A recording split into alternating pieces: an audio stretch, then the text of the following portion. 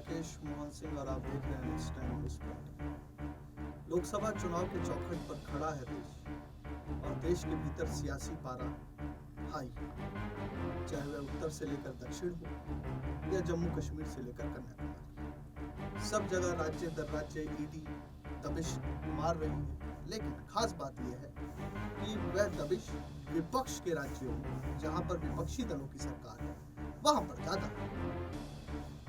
ED ने भी एक ऐसा चश्मा लगा रखा है जहां पर उसे सिर्फ विपक्षी सरकारें दिखती है, जहां सत्ता पक्ष की सरकारें हैं या जहां पर वो लोग हैं कुछ दिनों तक, जो कुछ दिनों के पहले बीजेपी के लिए अहम भ्रष्टाचारी लोग हुआ करते थे और जैसे ही वो बीजेपी में आ गए वह वॉशिंग मशीन में धुल गए। यानी वॉशिंग मशीन की राजनीति को छोड़ते हुए विपक्ष की जहां जहां राजनीति अर्श पर है वहां वहां ईडी उसको फर्श पर लाने की कोशिश कर रही है। ऐसे ही राज्य झारखंड और शहर रांची अपने सर्द मौसम के लिए जाना जाता है, खासतौर पर रातों को। लेकिन कल रात रांची का सियासी पारा गर्म था।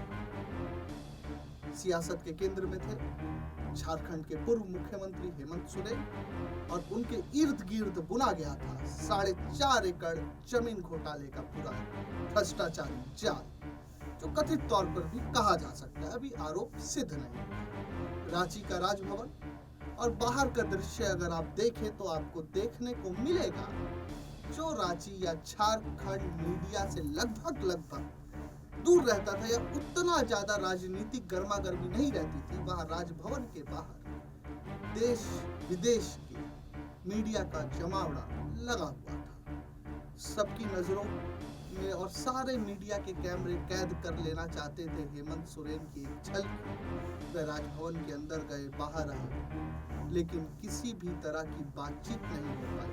गिरफ्तारी हुई और पूरा माहौल बदल गया। उस सब के बीच जहां हम एक तरफ देखते हैं झारखंड का ही पड़ोसी राज्य जो बिहार से अलग होकर एक अलग राज्य है, वहां पर छुट्टी वाले दिन नीतीश कुमार की शपथ हो जाती है, लेकिन अभी तक फिलहाल खबर लिखे जाने तक झारखंड के नेता हैदराबाद जा रहे हैं।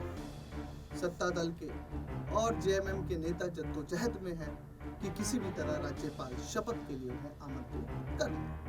ये एक राजनीतिक परिस्थिति हो गई, लेकिन हम इससे आगे आपको ये बताने वाले कि आखिर कैसे हेमंत सोरेन उस पूरे जंजाल में फंसे जो 4.5 एकड़ सेना की जमीन का मामला है, आखिर कैसे हेमंत सोरेन उसके जाल में आ गए, भ्रष्टाचार की सियासत के केंद्र में आ गए और कैसे वो जेल पहुंच गए। हालांकि कस्टडी 1 दिन की मिली है, ईडी की डिमांड थी कि वो 10 दिन का रिमांड कोर्ट से उन्हें मिले, हालांकि कल फैसला आएगा।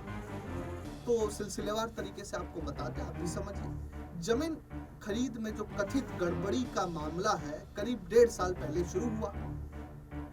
बरियातू एक जगह है, हिल स्टेशन है। अगर आप यूट्यूब के तहखाने में जाकर बरियातू डालें तो आपको एक हिल स्टेशन नजर आएगा। खूबसूरत सी जगह है, झरने हैं, पहाड़ है, लेक है, पार्क है।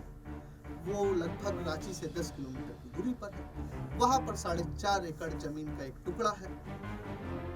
जून का लगभग पिछले साल जून का मामला, एक एफआईआर होती है रांची नगर निगम में और कराता कौन है? Collector Dilip Sharma, tax collector है दिलीप शर्मा। उसके बाद ये एफआईआर होती है। जब एफआईआर दर्ज होती है तो उसके बाद कई केस एक के बाद एक जुड़ते हैं और कई परतें खुलनी शुरू होती है इस भ्रष्टाचार की कथित तौर पर जो है। अभी इसमें प्रदीप बागची नाम के एक और किरदार शामिल होते हैं और व्यक्ति को आरोपी बनाया गया। आरोप लगा कि प्रदीप ने फर्जी डॉक्यूमेंट्स के आधार पर ये जो सेना की जमीन थी, हस्तांतरित जमीन जो सेना को मिली थी, उसको अपने नाम कर लिए। ईडी की जांच में पता चला कि जो ये सेना की 4.5 एकड़ की जमीन थी वो दिवंगत बीएम लक्ष्मण राव की जमीन थी, जिन्होंने आजादी के बाद इसे सेना को सौंप दी। और लगभग वर्ष 1932 के आसपास का ही वो दौर होगा जब देश आजादी के लिए संघर्ष कर रहा था। 47 में आजाद हुआ, उसके बाद राव साहब ने ये जमीन सेना को दे दी। इस मामले में जो पहली गिरफ्तारी हुई दर्शकों अप्रैल 2023 में हुई थी। 14 अप्रैल को ईडी ने प्रदीप बागची समेत 7 लोगों को गिरफ्तार किया था।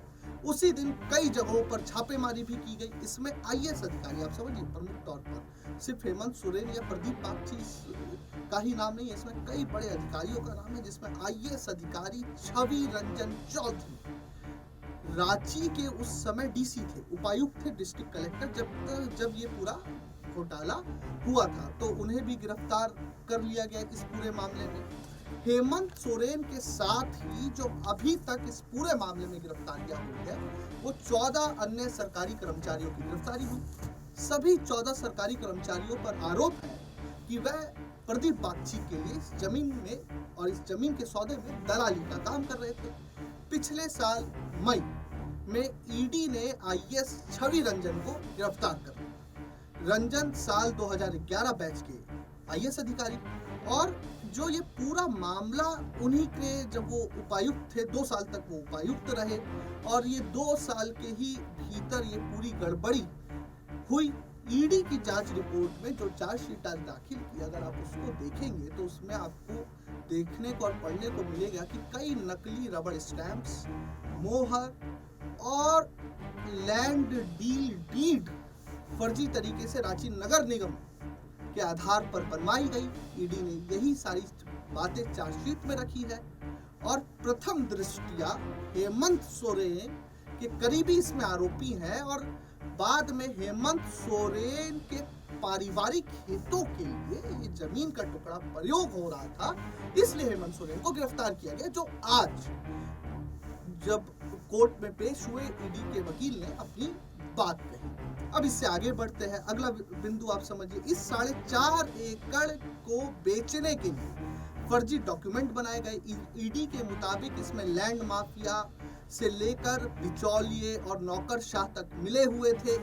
जो कागजात में जमीन को 1932 का बताया गया, यानी आप आज से उस जमीन को देखें तो लगभग 90 साल पुरानी इस जमीन को बताया गया, और लिखा गया कि ये जमीन प्रफुल्ल बागची, जो कि प्रदीप बागची के पिता हैं, ने सरकार से खरीदी थी। फिर 2021 में प्रदीप ने इस जमीन को कोलकाता की एक कंपनी जगत बंधु टी स्टेट लिमिटेड को बेच दी थी। इस कंपनी के डायरेक्टर दिलीप घोष हैं, और आगे दिलीप घोष बताते हैं कि दिलीप घोष का क्या किरदार था। लेकिन जांच में पता चला कि जमीन असल में अमित अग्रवाल के नाम के व्यक्ति को बेची गई, यानी दिलीप घोष को सेल आउट दिखाया गया डीड में, लेकिन असल में अमित अग्रवाल को बेची गई थी, और अमित को ही कथित रूप से हेमंत सोरेन का करीबी माना जा रहा। पिछले साल अप्रैल में गिरफ्तारी के दौरान ईडी के एक अधिकारी ने बताया था कि इस जमीन की सरकारी कीमत जो है लगभग 20.75 करोड़, लेकिन इसे 7 करोड़ रुपए में बेच दिया गया, जो कि सरकारी रेट से लगभग 13 करोड़, यानी सरकारी राजस्व को 13 करोड़ रुपए का घाटा पहुंचाया गया। लेकिन असल मुद्दा अब आप समझिए कि हेमंत सोरेन का नाम इस पूरे प्रकरण में कहाँ आया। अभी हमने दिलीप घोष की चर्चा की, अमित अग्रवाल की चर्चा की, प्रदीप बागची की चर्चा की, राव साहब की बात की, लेकिन हेमंत सोरेन कहाँ है, सबके मन में ये संशय है। तो रिपोर्ट के मुताबिक इस तरीके की कई और जमीनों की कई डील मनी लॉन्ड्रिंग के जरिए की गई। पुराने डॉक्यूमेंट से असली मालिकों के नाम को मिटाने के लिए केमिकल का इस्तेमाल किया जाता था। अब दर्शकों, यहाँ पर ध्यान देने वाली बात है कि जो सरकारी डीड पर नाम होता है, उसमें जो केमिकल का प्रयोग होता है, उसी केमिकल का प्रयोग इस यहाँ भी लैंड माफियाओं के द्वारा किया गया। जांच में पता चला कि रजिस्ट्रार ऑफिस के सरकारी अधिकारी इसमें मदद करते थे। ईडी के अधिकारियों ने आरोपियों के पास से फर्जी सरकारी मोहर, स्टैंप पेपर, रजिस्ट्री डॉक्यूमेंट्स, फर्जी लैंड डीड भी बरामद की थी।